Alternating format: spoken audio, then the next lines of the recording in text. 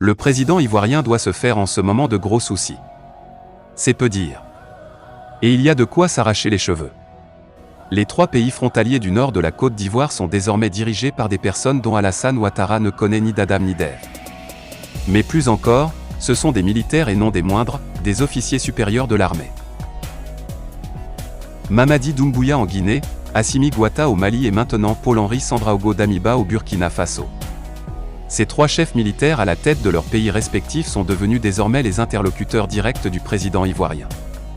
Par un concours de circonstances, Mamadi Doumbouya, Assimi Goïta et Paul-Henri Sandaogo Damiba se sont imposés aux tenants du palais d'Abidjan.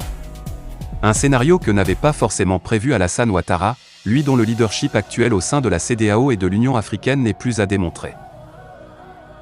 Comment prendre des sanctions économiques, monétaires et diplomatiques contre des voisins militaires et ne pas exposer la frontière nord de la Côte d'Ivoire à des mesures de rétorsion ou de représailles de leur part?